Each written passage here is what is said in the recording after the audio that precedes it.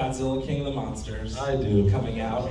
I know you can't tell me anything, but that must have been a surreal situation for you. Yeah, I've always been a fan of Godzilla, and 10-year-old me would lose his mind if he found out we were in Godzilla. And so my dad loved it. Both my parents think it's the perfect movie, and I've seen it twice. That's 6 hours of my life. And so, it's dope. I can't wait for everybody to see it. Do you like watching yourself? No. Premieres kill me. I can't handle premieres. I freak out the entire time. Even if I've seen the movie already, it's just watching it with a crowd and seeing if jokes hit and things like that is it's nerve-wracking. Your jokes hit in this room. I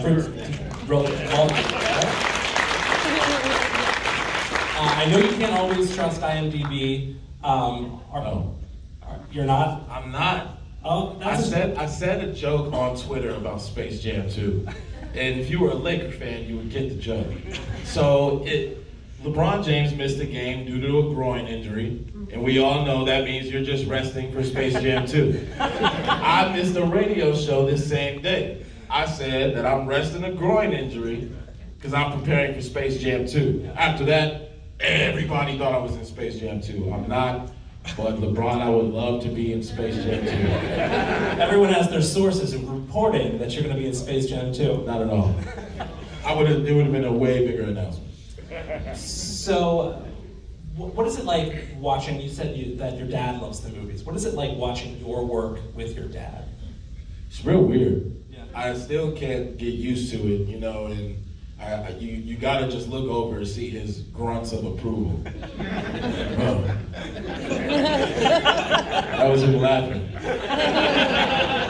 Yeah, but he's super supportive. Him and my mom, they've always just said, don't do a movie you wouldn't go see, and they know I would never want to see myself doing anything crazy. Yeah. That's gonna be on there forever. Yeah. So it's just been a fun ride.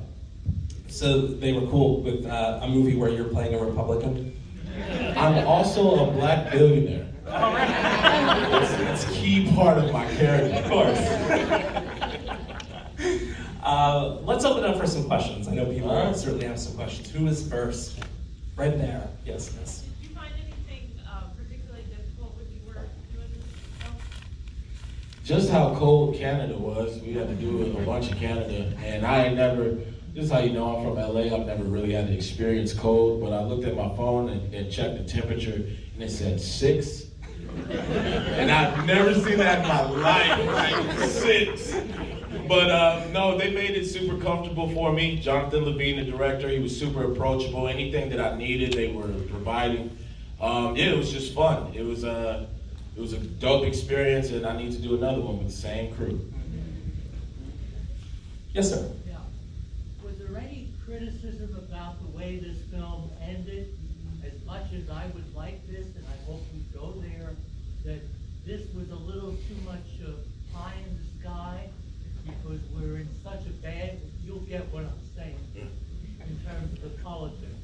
That it would have been more realistic if she walked away, and that would have been more congruent at this time, hopefully not a few months down the road, if you get my drift. Right, I feel you. Well, you see, when we did this, a comedy, we can't have pie in the sky in our comedies, man. We don't want to end on a drag. And the film is called Long Shot. It's a double meaning. It's both in Fred's long shot of being with Charlotte and her long shot of becoming the president. So we just wanted to make sure that both were successful and audience left with a smile on their face. Y'all didn't know I was going to answer that, right? Yeah. Yes, sir, right here. In the sequel, can you become the press secretary? Man, I'm worried about becoming the president of the Lakers. I hear that job is open and I'm trying to fill it. Yes, sir. So one of the parts I liked about your character was the motivational stuff and the affirmations. Did you play around with that, actually? Did you practice any of that stuff in general to get into that role, or was that just all on the screen? No, I got my certain things that I always tell myself. One of them is go confidently in the direction of your dreams and live the life that you've imagined. I got that on a journal when I was 17 from my teacher, and like I just always remember that. And another one is, though I cannot control the direction of the wind, I can always adjust my sails to reach my destination. And one does not sail the seas simply by staring at the water. Yeah, Shay, we're killing this Q&A right now.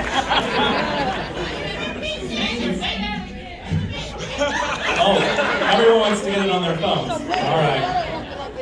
You want it again? Let's pretend everybody laugh. Though I cannot control the direction of the wind, I can always adjust my sails to reach my destination. And one does not sail the seas simply by staring at the water.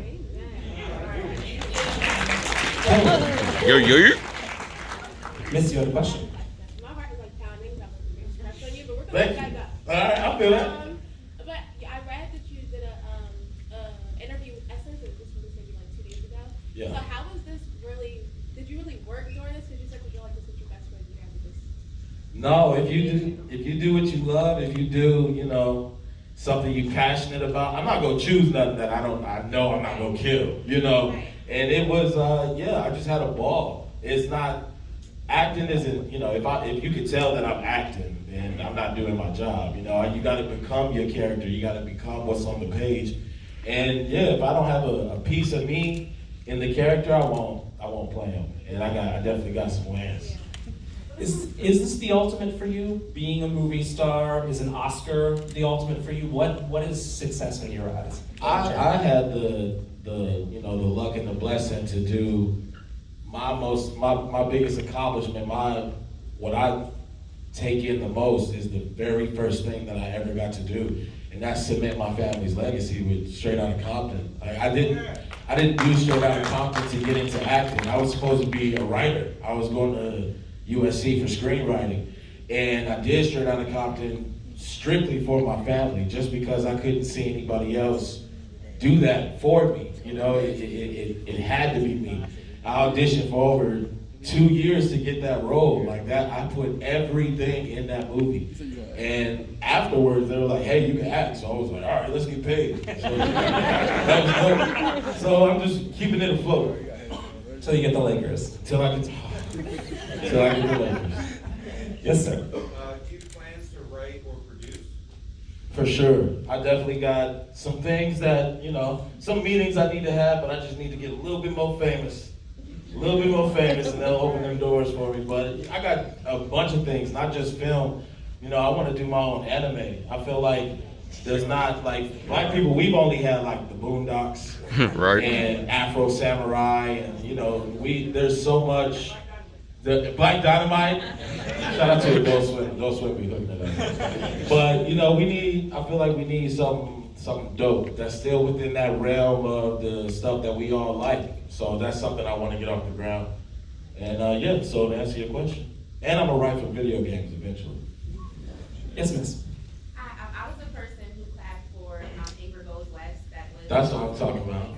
I wanted to ask about like getting thrown into comedic movies and finding the funny. I think Amanda Plaza is hilarious, but she's so different stylistically from like a Seth Rogen. So like, can you talk about that process of finding the funny and then also shining as like a supporting cast member? Yeah, you gotta have that chemistry, and that's something that you have to pick up on. That might be why you get the part sometimes. If your chemistry is dope, if whoever is on the other side of you feels that you can find gold together. And it's a process. You never know how many takes it's gonna take, and you never know what jokes are gonna stick. It's just about being comfortable, knowing the material, and knocking it down, making it making it believable. And as far as being the supporting actor, you gotta steal the show. When you on screen, when you get your screen time, they gotta remember you. And my biggest motivation when I'm in supporting roles is Han Solo. Now, Luke Skywalker's the man. Luke Skywalker's the hero. He gets the lightsaber. He's a Jedi. But is he cooler than Han Solo? So that's what I'm talking about. Like, Han get the whip. Like, Han get Leia, Chewie. He's chilling. So you got to make sure if you're not the man, when they leave the theater, they think, I'd rather be Han Solo. Very good. Until I get an Indiana Jones. I have like more of a lighthearted question. So like, how is it feeling to be in the same movie with Lil Yachty? How's your dad? Lil Yachty. I didn't even, first of all, Lil Yachty didn't even know I was in the movie. I didn't know he was in the movie until I saw it and texted him like, hey, you in Long Shot? He said, you in Long Shot? So, what was the second part? How does your dad feel about you like being in a movie with modern rappers? So does he compare himself to like modern rappers? Oh no, he's already established. He got a star in the Hollywood Walk. There is nothing that you can tell my dad about rap. Like it's over. You know, it's done. You know, he had his life story nominated for Best Original Screenplay. You know, he's pretty much got that on lock. He doesn't trip about that. But he does love that I get to do cool shit like be in Long Shot and GodZilla. He digs that. What's the question that people ask you most about your dad? What's it like having Ice Cube as a dad? Makes sense. It's just like having Brad Johnson as a dad. You know, he eats cereal at night. Back in the day, I used to have to take out the trash. You know, we started to think that he only had us so we could do the chores around the house. And, it was he's a regular dad. He liked dad stuff. He, for whatever reason, is a Raider fan, and you know, he's a strong Laker fan. Yes. Yeah, it's you. Yeah. All right, cool. So my question is more about your method.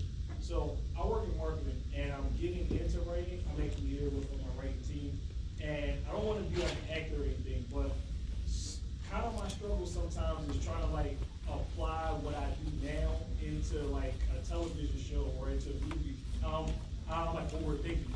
So when you take on a new project, how do you like get into the project and not take your life experiences and try to apply it? Well, me being an actor, I do got to do a little bit of that. You know, when I get a role, if I don't feel a connection, first of all, if you don't like the script, don't do it. You know, that's just how it is. I don't care what they paying you. You can't affect the brand. You know, in a full scale of it, you'll love your career more. But if I didn't take my life experiences and put it into my work as an artist, whether I'm writing or acting, you know, I'm cheating myself with material that God has already given me. You know, He's given me the tools. If I don't use it, if I don't figure out how to blend it with my work, I'm cheating myself. So you shouldn't shy away from that. If you ever start overthinking or get a block, sometimes other pieces of art will help you. You know, you're not taking nothing from nobody, but other pieces of art influence you, and they'll give you the fuel to that fire that you need. That's why we are in the arts, because what we do motivates people to do things.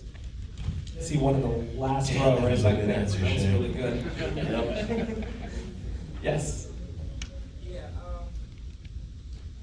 you touched on the topic a little earlier briefly about you getting into your acting and stuff like that, but also following in a way behind your father in a way. Yeah. Right. So I also struggle with that too. In my situation, I'm branching into a market of doing something like I'm in my father's type shadow, Right. and I just try to get away from that. Yeah. So my thing is, what advice or how do you channel yourself to kind of separate yourself from that to create your own line from away from your father's?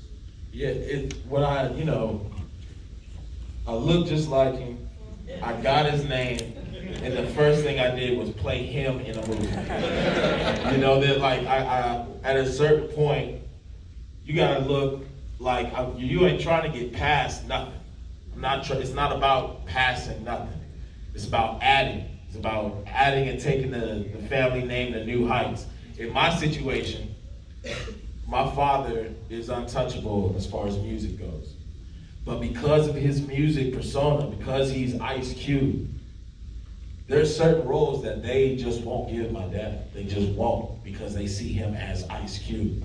So what my goal is to take the family name to new heights as far as cinema goes.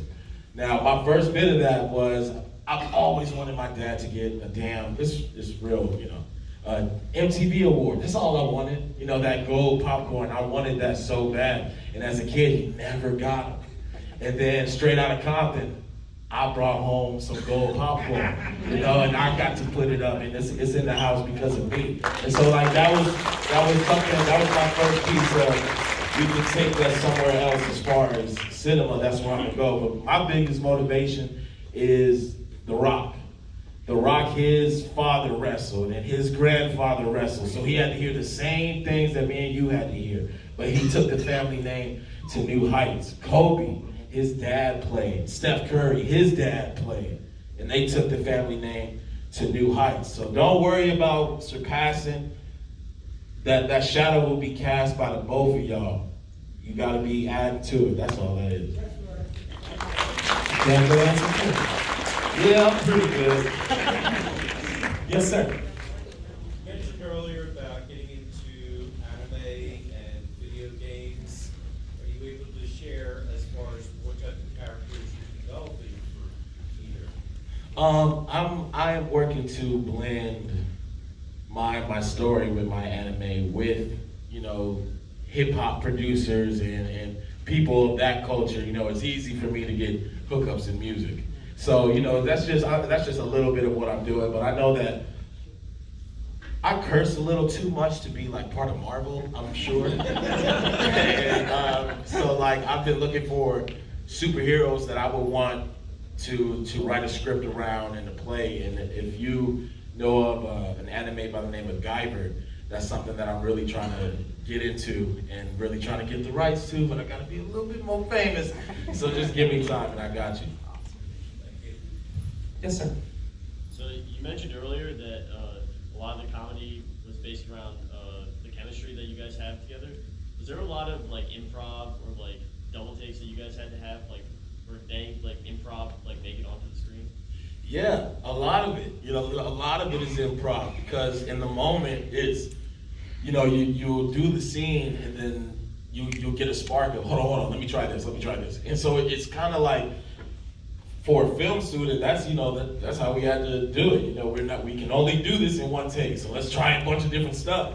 And it's dope. He has a team of writers who take in how your comedy is, how you crack jokes, and on the fly, we try to write up something for you to try, and it's up to you to make it your own. And I think that's dope. You know, when it comes to dramatic acting, you gotta be so focused on what the story is, what the moment is, and it's less, you know, fun. And comedy makes you step up to the plate, and if you're not funny, it's not going to be in the movie. Yes, sir. I think about your dad's performance in Boys in the Hood, and then I think about your performance in Straight Outta Compton. And there was such like an authenticity to it. So like, can you like share what some of those early pieces of acting advice that your dad shared with you? Just you know, my confidence. You know, be confident in yourself. Don't worry about all the eyes that are on you on a movie set.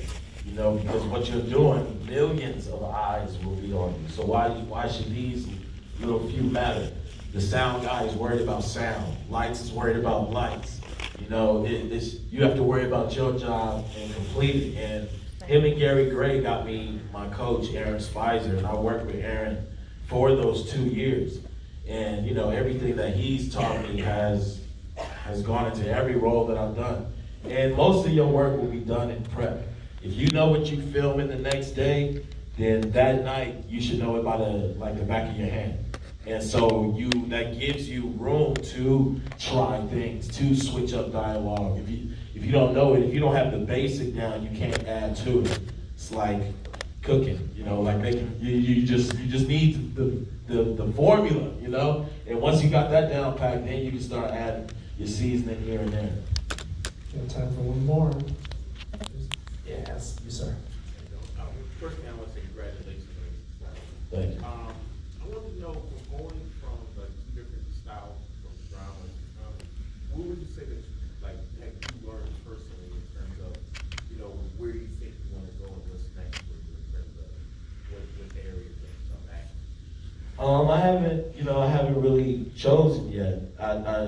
In the beginning, my strategy was just to show versatility, And I wanted to be established a little bit more dramatic roles before I stepped into comedy, because I figured if they see you and the first thing they want to do is laugh, they won't take you serious in the deep roles. So I just wanted to, you know, show them what I could do. Did back-to-back action movies, which is a mistake, because it's a lot of running and falling and jumping and bruises. And GodZilla and Den of Thieves were back-to-back. But so it's you know, it's just all a part of the strategy. I know that dramatic acting gets more chips, you know, more awards. So, you know, I need to bring in some of those. And then I'll just give y'all like the blockbusters that y'all just go see. You know, just to get some bread up. O'Shea, thank you for coming to Philadelphia. Thank you all for having me.